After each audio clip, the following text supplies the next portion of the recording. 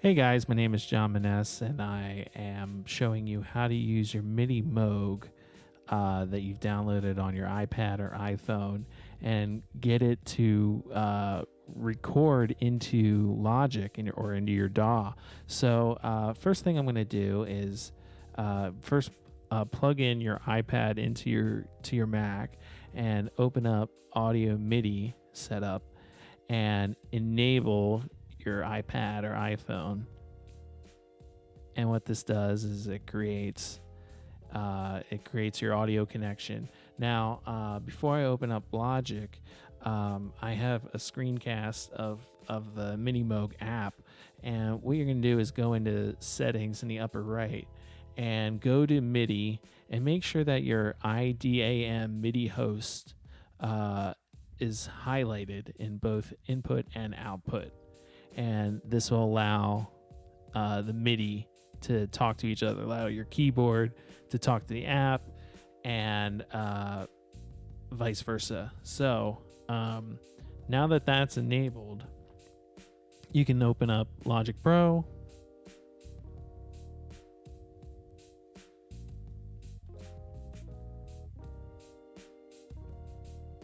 Loading, here we go. And you're going to create an external MIDI instrument. So use external instrument. Make sure that device that iPad is selected, and it is selected as your input device. I'm going to just raise my buffer. It's crackling a little bit. There we go. So 128 or lower, it should be fine. Whatever you can tolerate as a keyboard player. So go to make sure that MIDI or under MIDI destination that iPad is selected, and you can hit create. Now, whatever sample I have loaded up, I have the Alien preset on my Moog loaded up. So that's what you're going to hear sent to Logic Pro. Now, as an external MIDI instrument, when I hit record, it's going to just capture the MIDI. So, if I hit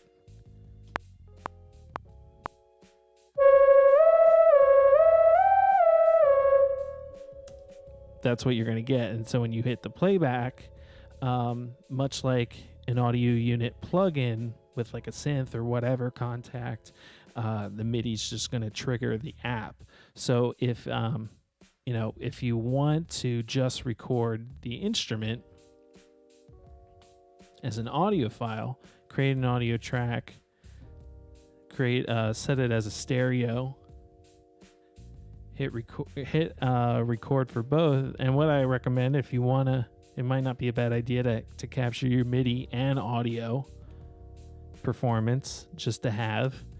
Now that both are set up and armed,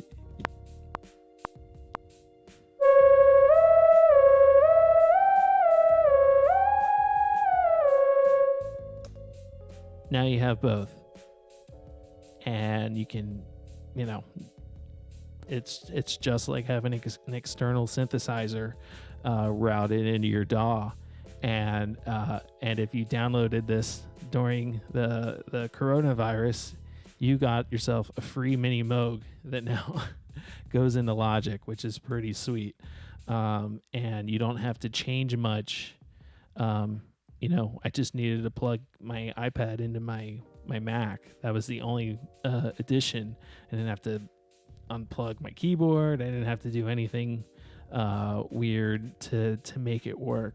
So just remember that you need to have the MIDI settings enabled in your Moog app, and this applies to any app on your iPad or iPhone that you download. Just make sure that the IDAM MIDI host is enabled, and if it is, you should be in good shape. So hopefully this helps you out, and you're able to make some music with your iPad Moog. If you like the video, please feel free to subscribe. Or better yet, you can find me on Twitch, which I just started a channel over there. Greatly appreciate a follow. You can always, and if you're still stumped, just leave a comment below, and I'll do my best to help you out. So thanks for watching.